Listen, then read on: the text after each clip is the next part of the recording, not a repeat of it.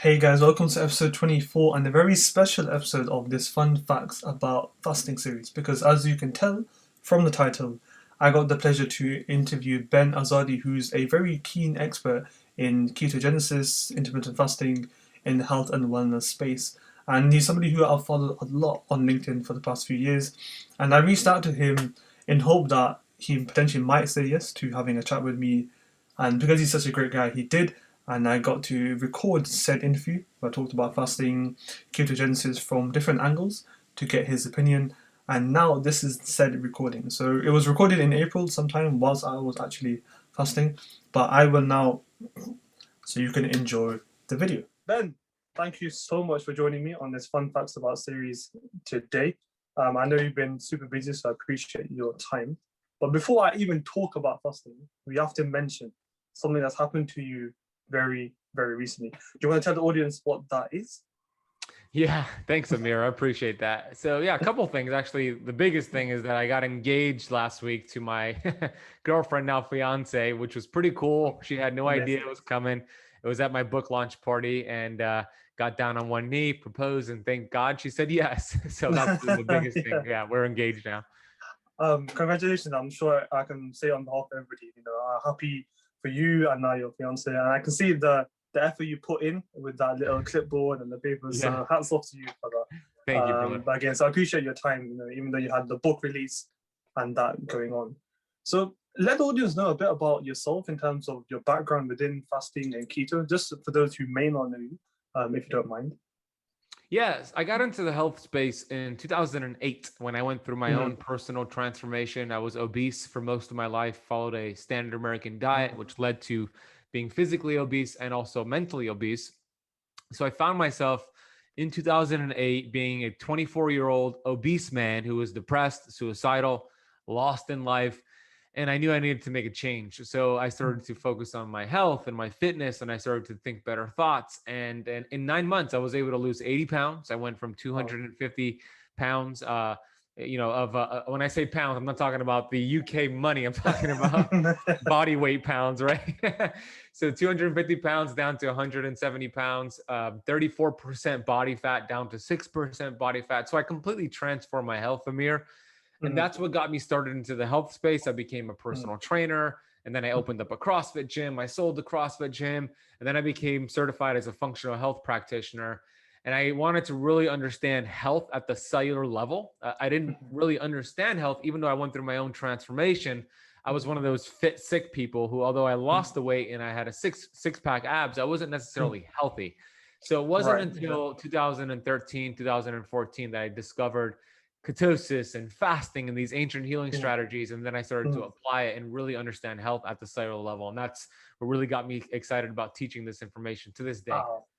Amazing, amazing. And as a researcher, I think outside of this talk, we could talk for hours on cellular level and changes in Yeah. genomic DNA, RNA, proteins, cytokines, all of it. So I think audience probably don't want to hear that today, but I'm sure me some and you can some have a might, but chat with not all. Yeah. some might, but not always. But I'll be intrigued to have a chat with you about that over Yeah. time.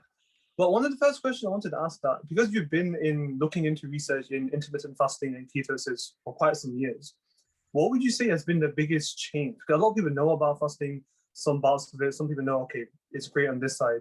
But what have you known in your expertise has been the biggest change over the past few years? Well, more people are now starting to search for fasting. They don't look at it as like a starvation method. It's actually more of a tool. So a lot of people are researching or looking on Dr. Google at least for, how to fast, how to practice fasting. So the biggest things I've seen is people will come to fasting most of the time because they want to use it for weight loss, but then they'll apply it and their body will actually heal from within and reduce inflammation, and then the weight will come off as a side effect. So it's not necessarily a weight loss tool per se. It's a health tool, just like keto, but as you get healthy, you lose the weight. So a lot of people are now starting to understand that, oh, I don't have to eat every 2 to 3 hours just to function. Oh, my brain doesn't require glucose from food every 2 to 3 hours. I could actually manufacture it from my own body fat and from my protein.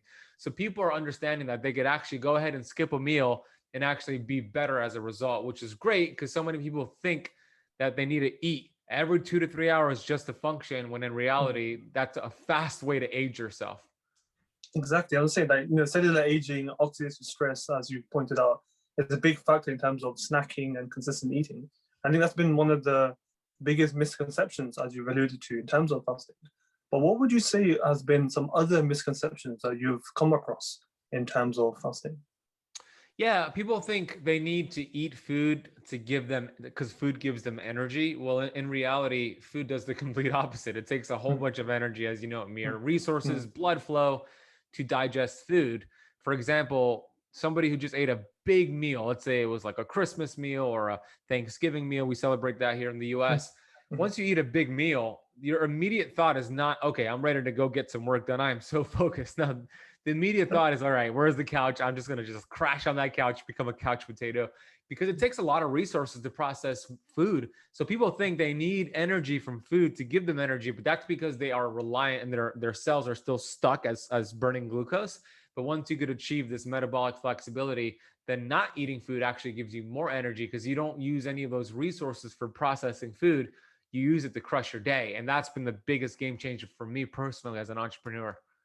Super. So you've seen kind of fasting accelerate your focus, accelerate your that kind of longevity as well. And I think a lot of people sometimes are misinformed that how powerful fasting can be in terms of increasing productivity. So we know about the health benefits, we know about the physical benefits. How does it protect your organs, or how does it prevent oxidative stress from that point of view? But do you want to kind of elaborate on the productivity side? So a lot of people right now are crazy about productivity, especially in the COVID. Lots of YouTube videos about it.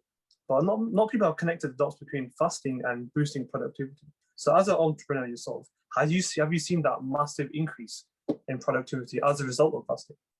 Yeah. Well, first of all, if you just skipped breakfast 5 days a week, so every weekday you skip breakfast and you instead just focused on your work, you'd get back 4.5 days a year. I did the math for you, 4.5 days Wow. per year, just by skipping breakfast. If you spend 15 minutes on breakfast every morning, Wow. number one. Number two, if you're not eating food, you're not using any of those resources to digest that food like we just established. Instead, you're using it for whatever the task at hand is.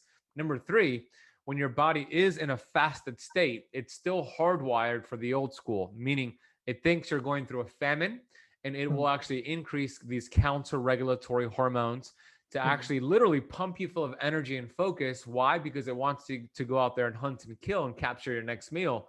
But the ultimate hack here is that we have food readily available. So we could just use all of that to just crush the day, crush the Zoom call, the meeting, the video, whatever it is. So we have those counter-regulatory hormones, and that's the body's literal way of pumping you full of energy and focus so you can go hunt and kill, but you just use it to crush your day. So those are a few ways you could use fasting for productivity. Amazing. And we know that we're looking back at it from how does it help to kind of cleanse yourself? You got that in terms of utilizing the stuff you already have in your body. You've got the glycogen, you've got fat stores, you've got that decrease in insulin secretions, as we know, looking after your pancreas. So there's a lot of kind of information about that. But from your research, what have you come across in terms of optimizing fasting? So we know that fasting window, when you do start to eat, and we know the biggest kind of flaw is when people break their fast with probably one of those unhealthiest meals ever, and it Yeah. defeats the purpose, right? So in your kind of research for the past many years, what have you seen has been the best way? So what certain foods and what best approaches in terms of breaking your fast and what to eat in that fasting cycle? Yeah, the best thing that I've seen is to pair fasting with keto, a ketogenic friendly lifestyle or insulin friendly sort of diet, because fasting already keeps your insulin and glucose optimized. So does eating more healthy fats and protein, like with keto. So they go hand in hand. So if you're going to break your fast, the longer your fast is, the more diligent you want to be with how you break your fast. For example, if you're doing like a 3 or longer day fast, there is a protocol to go low and slow with breaking that fast, because during that long period of time, your body starves down a lot of these enzymes and bacteria in the gut. But if it's just an intermittent fast, 16, 20 hours a day, then you don't have to be as diligent. But with that being said, we do want to break the fast with mostly protein and fat, especially if you have some fat loss goals. So if you're breaking your fast, I like to break the fast with like bone broth or green leafy vegetables with like a piece of steak or a wild caught fish or some eggs and avocados. We want mostly protein and fat because that's going to be much, much better, especially if you have fat loss goals. We don't want to break the fast with carbs and fat. That'll be a bad mix to break the fast with because the hormones are Huh. sensitive, insulin being one of them. That could actually slow down some of your fat loss efforts. So protein and fat is the way to go when breaking your fast. And for the most part, when you're eating during your eating window, mostly protein and fat. Interesting. Because a lot of people may not realize the combination of foods that are quite crucial as well. About looking at the plate and look at what's missing and what needs to be added. But I want to kind of move the conversation to something a little bit interesting that I've found in fasting for many years, not just for Ramadan, but also for being healthy, being You're more dry productive. fasted right now, aren't you? Yeah, I'm actually Yeah. going to break my fast after our call today. Yeah, there you so, go. so yeah, it's been quite hot here as well in the UK. But on this notion, I wanted to ask. A lot of people look at supplementation. A lot of people look at certain drinks or foods or therapies. But with intermittent fasting, it's free. You change the way you eat. So have you seen that there's been a lack of, let's say, social media presence or marketing or exposure because it's not a product that somebody can buy? They may get expertise, and let's say through the Keto Kamp, get expertise on how to better optimize fasting. Do you feel that it's not been given as much exposure because it's not some drug or some product? Oh, totally. Yeah. If you could put Yeah. fasting into a pill, it would be a multi-billion dollar industry. You see ads and commercials. And yeah, the fact that it's not, you can't put it in a pill, it's free. Of course, there's going to be a lot of backlash against it. There was that study, I don't know if you saw it, Aamir, but last year, September 2019, from JAMA. JAMA is typically a great resource for articles.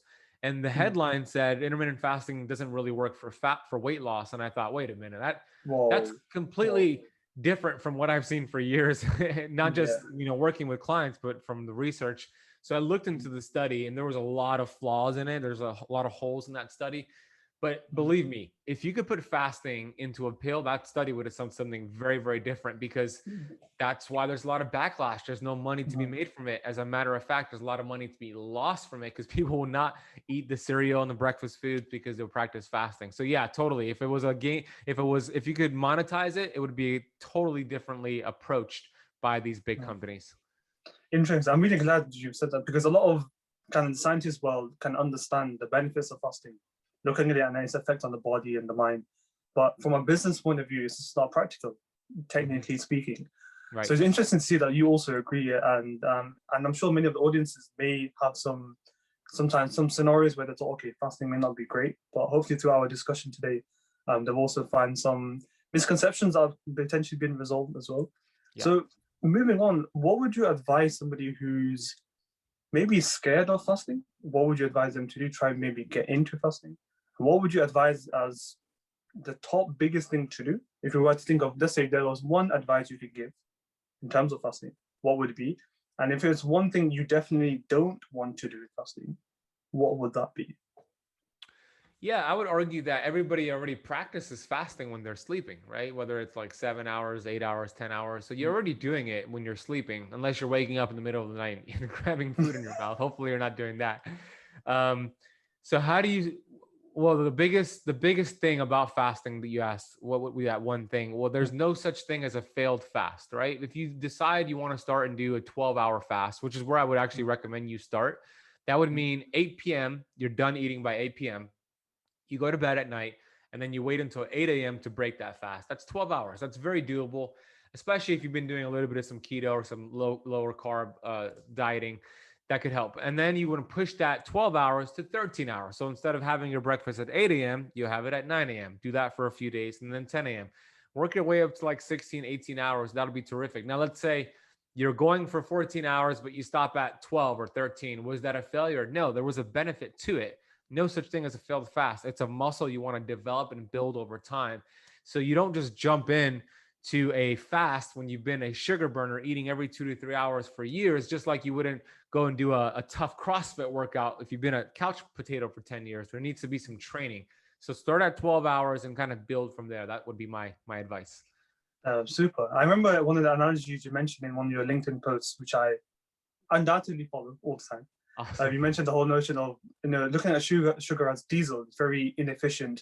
It's very ineffective, and then comparing fasting to a more cleaner form of food. And I really enjoyed that kind of perception of what does fasting do. I really enjoyed that.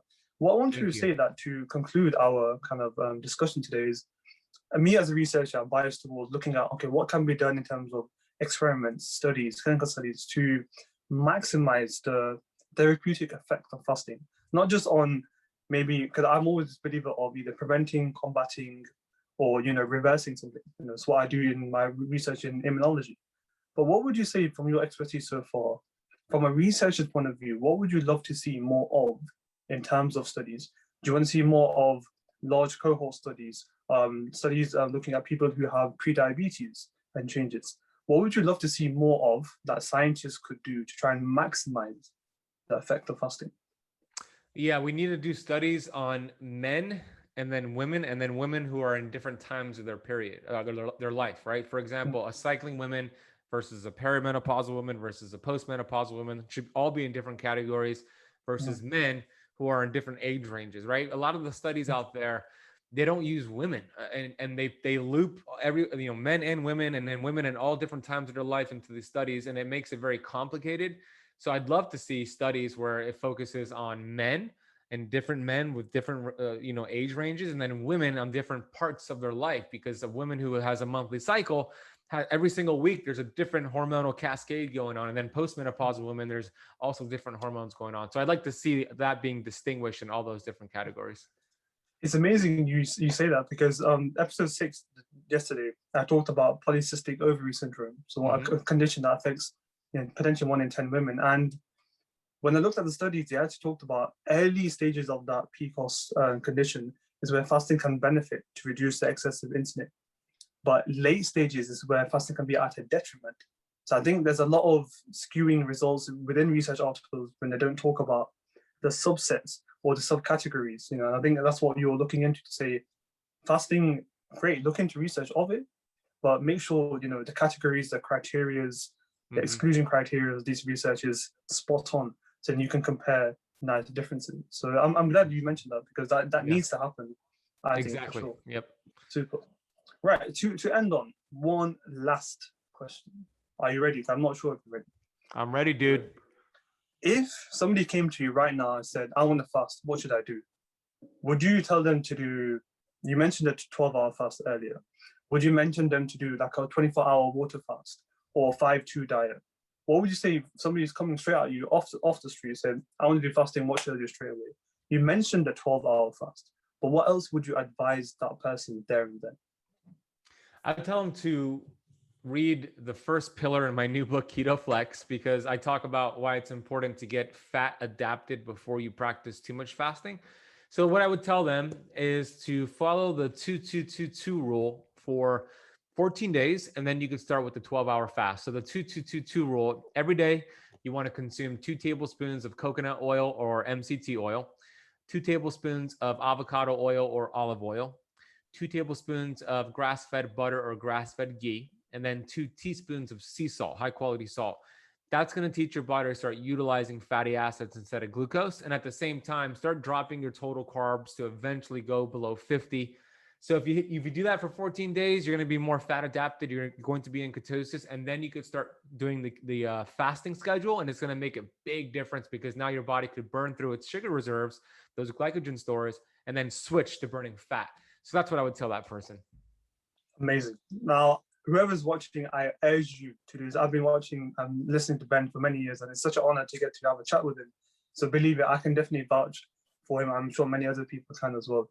So again, Ben, thank you so much for coming on board and sharing some of your wisdom on fasting. I'm sure I've benefited. I want to make some notes straight after this video.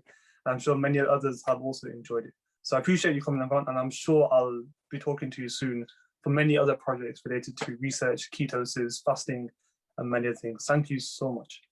Aamir, thank you, brother. I had a great time. You keep up the great work with your research, brother. Thank you. And just as a caveat as well, a lot of the Keto Flex book, what Ben does in terms of links to Keto Kamp, his LinkedIn, I want to put all in the description box to make sure all of you can check him out. Please do so, because I've thoroughly benefited for myself.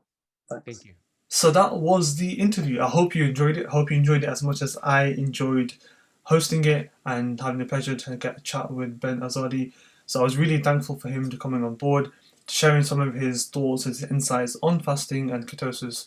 for some of the questions that I asked. I hope the questions that I asked were beneficial for you, and of course, I hope the answers that he gave were also really useful for you. If so, do let me know in the comment section below. Do head over to his channel and have a look at his new book. All the links are in the description box below, so feel free to go and have a look at what he does, because he's a fascinating person who I've really admired. Seeing his progression on LinkedIn and YouTube, and it's thoroughly deserved. But in any case, thank you for watching said interview. Hope you enjoyed this little bonus episode today, and I'll see you in the next one. Take care.